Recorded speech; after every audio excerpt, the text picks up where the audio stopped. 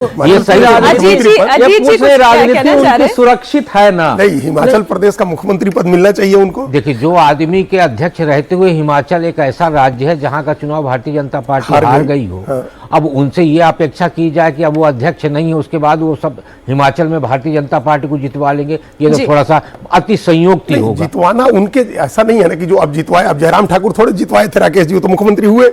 अब जितवाने का तो भारतीय जनता पार्टी और आरएसएस बार-बार हम एक चुनाव रखते हैं अजीत भाई कि इतनी चुनौतियां होती है राष्ट्रीय अध्यक्ष के पास। अरे 6 साल में ऐसा एक चुनौती बताइए जो चुनौती के रूप में जेपी नड्डा जी के सामने खड़ी रही हो। तो जेपी नड्डा जी के सामने भी कोई चुनौती नहीं थी, चुनौती 2 लोगों के सामने थी और उन लोगों ने दोनों लोगों ने चुनौती को स्वीकार किया और उसको पार किया। वो है नरेंद्र मोदी और अमित शाह। ये तो देखिए सब चर्चा में लाएंगे। जी। देखो, चुनौती मनुष्य स्वयं लेता है। जब आप अपने बड़े टास्क लेते हैं कि मैं अध्यक्ष हूं, मेरी कोई भूमिका है, तो हर क्षण आपके सामने चुनौती रहती है।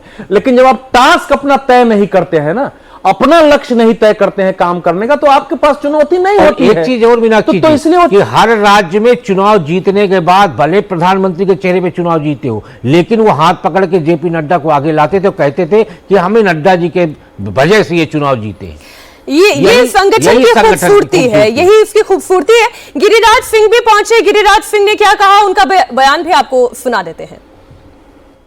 पार्टी जो एक लोकतांत्रिक व्यवस्था में पार्टी चल रही है और नामांकन की प्रक्रिया पूरी होकर के आज निर्वाचित अध्यक्ष के रूप में नितिन नवीन जी होंगे। वैसे अमित भाई भी जब बने थे राष्ट्रीय अध्यक्ष, वो भी सबसे युवा थे और लोकतांत्रिक व्यवस्था से आज कांग्रेस पार्टी है, चाटुकारों की पार्टी है, वंशवाद की पार्टी है। दाएं देखें बाएं देखें, सारे वंशवादी पार्टियां हैं। चाहे लालू यादव देखें, मुलायम सिंह का देखें, उद्धव ठाकरे का देखें, स्टालिन का देखें, ममता का देखें, समता का देखें, सब वही है। भारतीय जनता पार्टी ही है कि एक छोटा सा कार्यकर्ता आज राष्ट्रीय अध्यक्ष के पद पे बैठा है। पहले भी हमारे कार्यकर्ता ही अध्यक्ष होते रहे, लेकिन ये दूसरे पार्टी में, कांग्रेस में नहीं है, मुलायम सिंह में नहीं है, अन्य पार्टियों में।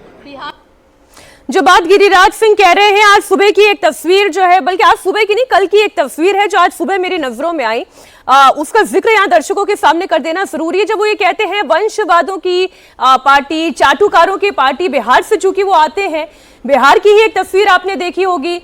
जब कृष्णा अल्लावरू पहुंचे तो उनके स्वागत करने के लिए वहां पर कौन मौजूद था? केवल राजेश राम वहां पर मौजूद थे। और फिर उसमें जो बातें राजेश राम ने लिखी हुई थी, वो बातें आप पढ़ लेंगे तो आप अपनी हंसी नहीं रोक पाएंगे। ऊर्जा और बहुत महत्वपूर्ण ये दौरा, एक आने वाला और एक स्वागत करने वाला उसमें दिखाई दे रहा था। तो आप खुद समझ सकते हैं कि ये वंशवादी पॉलिटिक्स, ये चाटुकारी वाली पॉलिटिक्स से क्या इससे वो बीजेपी से लड़ पाएगी? इन तमाम मसलों पर भी हम करेंगे चर्चा। देवेंद्र पराशर हमारे सहयोगी जुड़े हुए हैं, इस वक्त बीजेपी हेडक्वार्टर पर ही मौजूद है।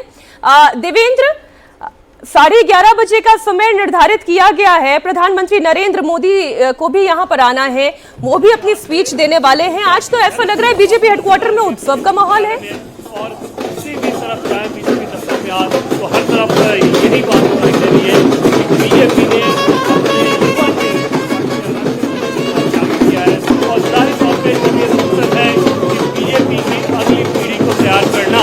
अगले 30 साल बीजेपी को नेताओं के ऊपर आगे ले जाने की जिम्मेदारी होगी। उसमें प्रमुख चेहरे के तौर पर नितिन नवीन जी का चयन राष्ट्रीय अध्यक्ष के तौर पर, और यहाँ पे बचाव के भीतर एकदम वैसा किसी भी चुनावी जीत के बाद बीजेपी मुख्यालय का जो माहौल होता है, उसी तरह का माहौल आज चल रहा है। इस पार्टी के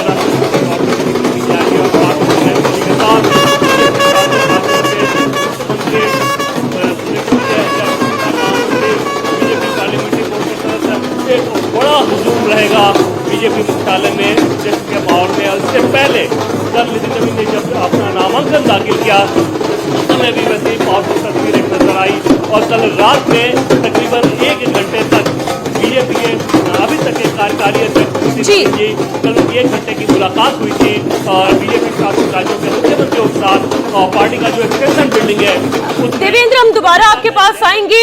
एस जयशंकर विदेश मंत्री भी हमारे सामने इन तस्वीरों में दिखाई दे रहे हैं और हम जब बीजेपी की इस पूरी ताकत को देखते हैं तो वाकई में ये लगता है कि बीजेपी यूं ही सबसे बड़ी पार्टी नहीं बन गई है। जिस तरीके के चेहरों को उन्होंने मौका दिया, भजन लाल शर्मा भी इस तस्वीर में दिखाई दे रहे हैं, ये चर्चा भी क्या हो रही होगी, मुख्यमंत्री योगी आदित्यनाथ भी उसमें सम्मिलित है, क्या चर्चा होती होगी जब ये बड़े नेता देखिए सब आदमी खुश है। देखिए हंस रहे हैं योगी जी। अभी जो आपने कहा ना कि बीजेपी ऐसी इतनी बड़ी पार्टी नहीं बन गई है। अभी एक जो संगठन महामंत्री हैं BL संतोष, उन्होंने एक लंबा इंटरव्यू दिया था पांचजन्य को, उसमें उन्होंने बताया कि 2 आंकड़े दिए जो बड़े दिलचस्प आंकड़े हैं।